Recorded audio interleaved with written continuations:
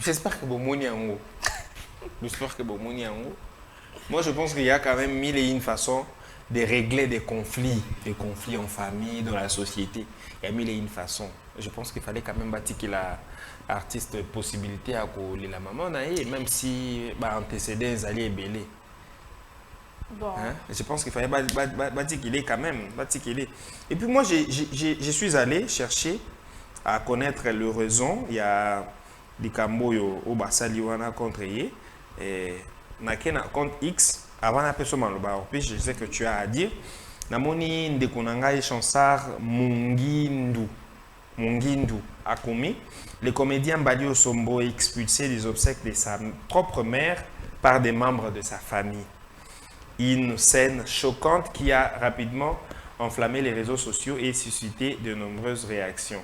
Cet incident relance les débuts sur les responsabilités familiales, les conflits internes et la gestion des différends lors de moments sensibles comme les deuils. Un événement qui montre à quel point certaines situations familiales peuvent devenir complexes, même dans des moments de recueillement. Wana ndeko na biso Chansar Mungindu nde alobi yango bongo. Et puis nayoki ndeko moko apesi idée, apesi ndeko JBM, toujours sur X, alobi, il aurait traité sa mère de sorcière. Il aurait traité sa mère de sorcière avant, quand sa maman était encore vivante. Oui, mais le problème est de savoir pourquoi ils l'ont réellement expulsé. Le problème est de savoir pourquoi ils l'ont réellement expulsé.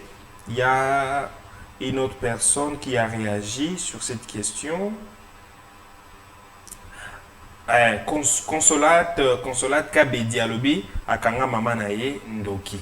C'est toujours sur X.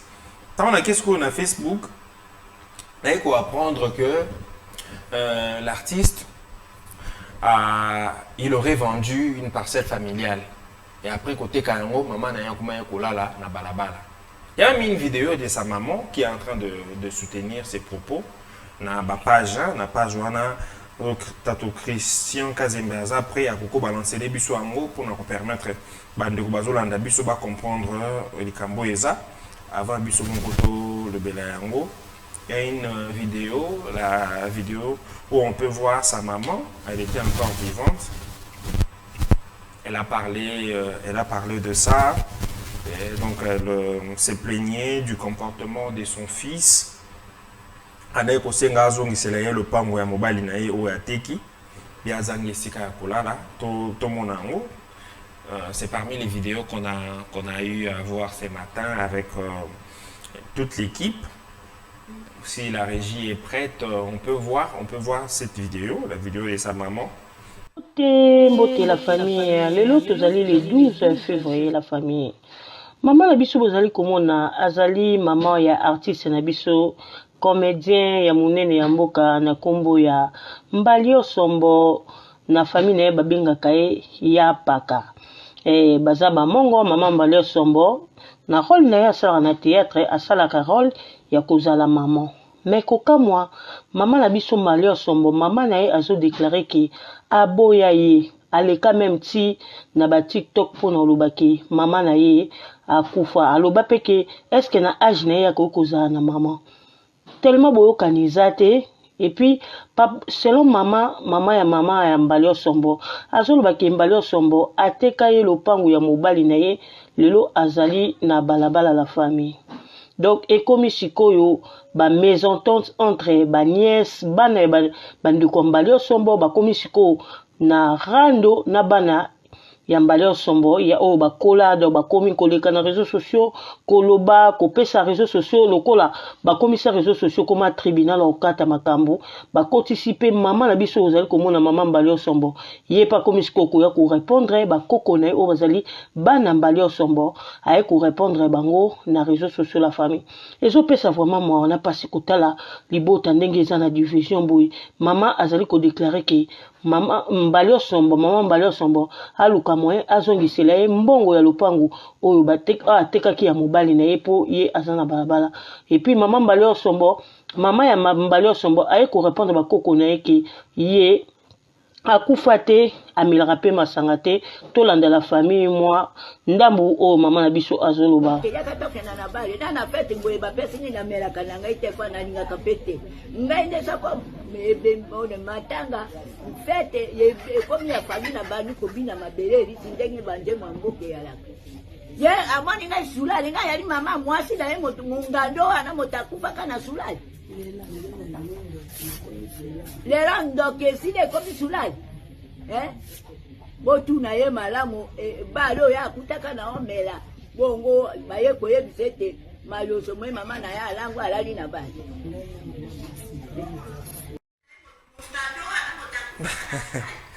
Bon, et ça, affaire non sérieuse, hein, et puis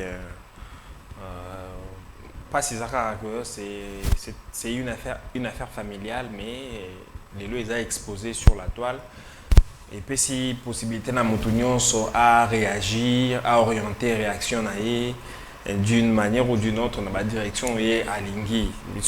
Donc tous mes campos pour le belango.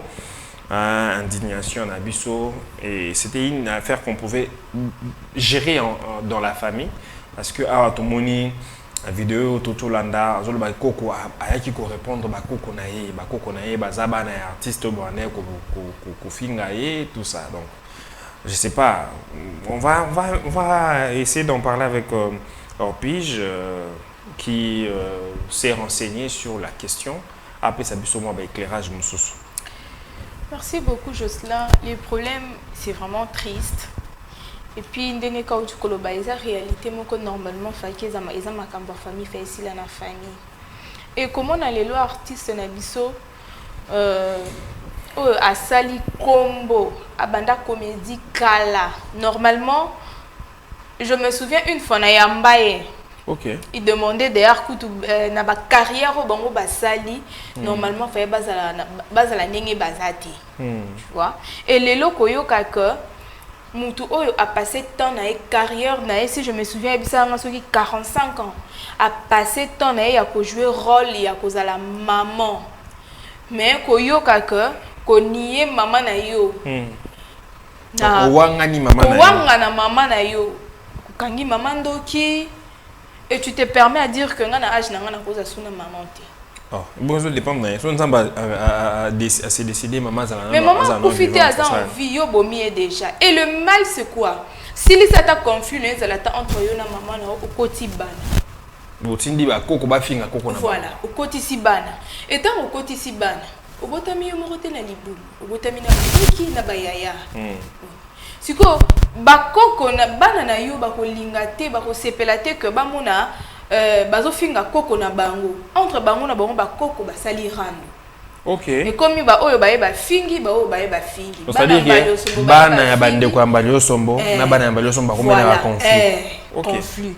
Donc po bango ba osepela te comment boko bando finga koko azandoki za soulard boena baza ba mongo nde baza bazaka na bona secret ba mongo ba melana ba taza mupolo melana ye so ba cheli ba mabeleli so bina na ye peu importe âge na yo bina na ye eza ndenge na bango mais ko kende tina ko traiter maman na yo ndoki ko kende tina ko luka ko inculquer na bana oyo boti faut protéger l'éducation des enfants protéger déjà koko wana malgré abimiti na aloba na réseaux sociaux ou peut-être alobi na motema oyebite ou peut-être à laquelle ba koko na yo oyebite tu vois parce que ba koko na nde bolanda peut-être balandi sentiment ya papa na bango ba ye ko finga koko na bango ba komisi yango rando na réseaux sociaux oyo ba fingi ba autant boya ba zongisi ye moko papa ye lisusu alobi à répondre ba neveu na ye na ba nièce na ye ba nièce pe ba ye ba répondre oncle na bango donc et comme on dirait lipaté c'est là non donc c'est-à-dire que tant ba neveu ba yo ko joa part ya koko pour na ko réagir parce que ba na artiste bandaya ko ba bien au sujet ya koko na bango ye moko pe artiste bandaya ko ya ko répondre ba neveu si ya bandaya ko ya ko répondre ba neveu na akoya répondre ba neveu pe ba répondre ba maman bande ko ne pe bando ya ba répondre et tant maman monique et comme il sonne de trop ayo ko bela maman beli Ouanga ni maman, au traité, au pesa tambo moi qui cité, au boy ko sunga mama ti, nzamba ko permettre kazumo li maman. Ato zande konanga. Je veux réagir de la même manière. Oh, pour de jeu le bi maman kufa. Ce que tant le lo à côté ma belle. Oh ya matanga ça. Dis-toi que kufa nenga kufa ka bongo esili nango. Le mal maintenant maman na kufa kena na mtema nini. Yo mwana otikala na malédiction ni surtout ba koko. Parce que na matanga to mona bien ndenge bandeko na ye moko propre na ba nièce na ye na ba neveu na ende ba obenga na ye ba obambe ba kiti. C'est honteux na banane liboso na ye moko na sima. Tu ne penses pas qu'il fallait bâtir quand même peu à se recueillir liboso ya corps ya maman na ye après ba problème sous ba gérer. Non mais si c'était excusé même hein. C'est ça qui est amoni ma bezalaka. Ça arrive dans des familles, tout le monde a non. Bah comme ben compréhension entre bandeko bo soigni bo kangana pe binini. Mais un moment on likamboyer to zino ba problème ba rendre to chi. To meke un peu ko lukano solution pour na bien batunyos. Mais quand toi tu t'es écarté, ozeli penati muto akufi. Si qu'on a muté ma batuana et puis koyoka peut-être bandeko na e ba senga aide aboya.